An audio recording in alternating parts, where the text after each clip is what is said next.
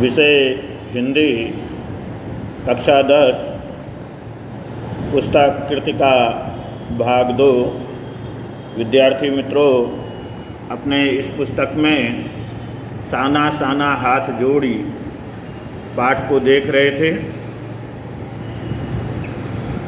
जगह जगह गदराए पाइन और धूपी के खूबसूरत नुकीले पेड़ों का जायजा लेते हुए हम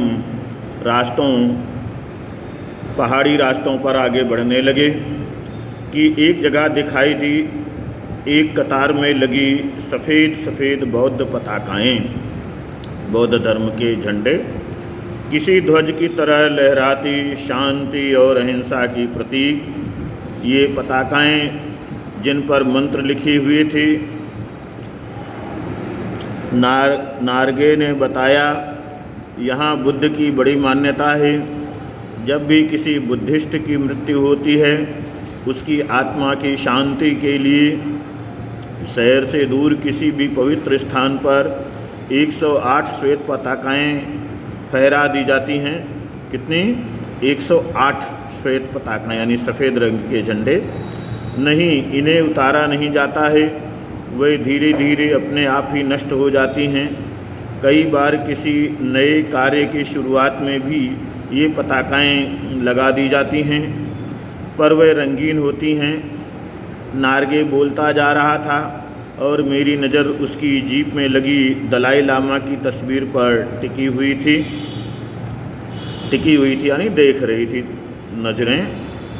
कई दुकानों पर भी मैंने दलाई लामा की ऐसी ही तस्वीर देखी थी। हिचकोले खाती हमारी जीप थोड़ी और आगे बढ़ी। अपनी लुभावनी हंसी बिखेरती हुई जितेन बताने लगा। दूसरे पात्र का नाम है जितेन।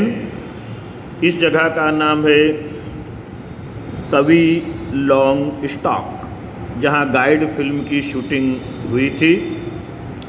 तिब्बत की चीस खे बस्न ने लेपचाओं के शोमेंसी कुंजाते के साथ संधि पत्र पर यहीं हस्ताक्षर किए थे।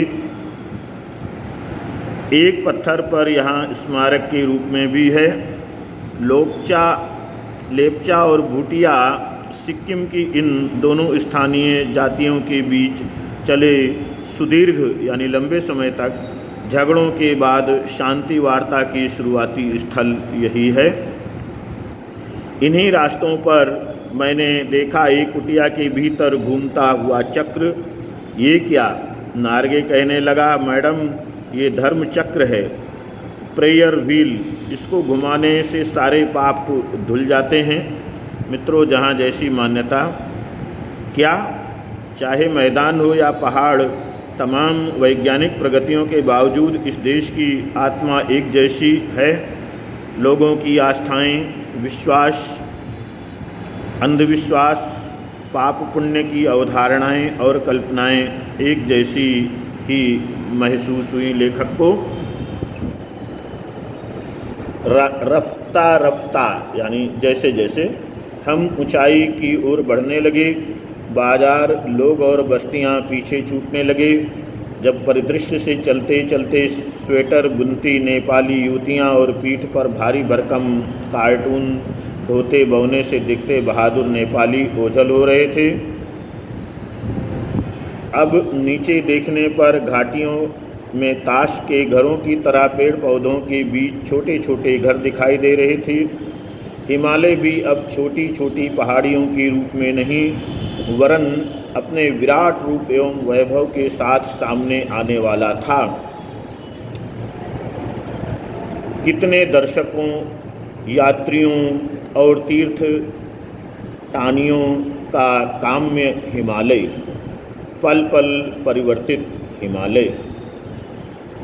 और देखते देखते रास्ते वीरान, एकदम सुनसान, सकरे और जलेबी की तरह घुमावदार होने लगे थे। हिमालय बड़ा होते होते विशालकाय होने लगा। घटाएं गहराती गहराती पाताल नापने लगीं। वादियाँ चौड़ी होने लगीं।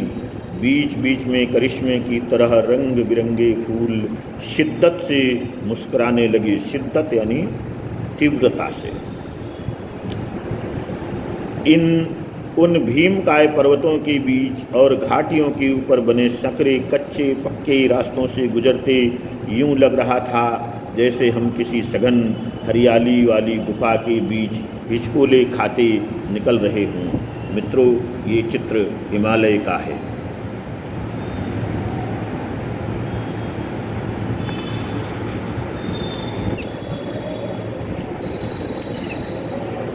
इस बिखरी असीम सुंदरता का मन पर ये प्रभाव पड़ा कि सभी सैलानी झूम झूम कर गाने लगे, सुहाना सफर और ये मौसम हसी। पर मैं मौन थी, किसी ऋषि की तरह शांति थी। मैं चाहती थी कि इस सारे परिदृश्य को अपने भीतर भर लूं, पर मेरे भीतर कुछ बूंद बूंद पिघलने लगा था। जीप की खिड़की से मुड़की निकाल कर मैं कभी आसमान को छूते पर्वतों के शिखर देखती, तो कभी ऊपर से दूध की धार की तरह झरझर गिरते जलप्रपातों को, तो कभी नीचे चिकने चिकने गुलाबी पत्थरों के बीच इठला इठला कर बहती चांदी की तरह तोंद मारती बनी ठनी तिस्ता नदी को। मित्रों, तिस्ता नदी महत्वपूर्ण नदी है। सिलीगुड़ी से ही हमारे साथ थी ये तिस्ता नदी, पर यहाँ उसका सौंदर्य पराकाष्ठा पर था। पराकाष्ठा यानी सबसे ऊंचा। इतनी खूबसूरत नदी मैंने पहली बार देखी थी। मैं रोमांचित थी, पुलकित थी, चिड़ियों के पंखों की तरह हल्की थी। धन्यवाद मित्रों।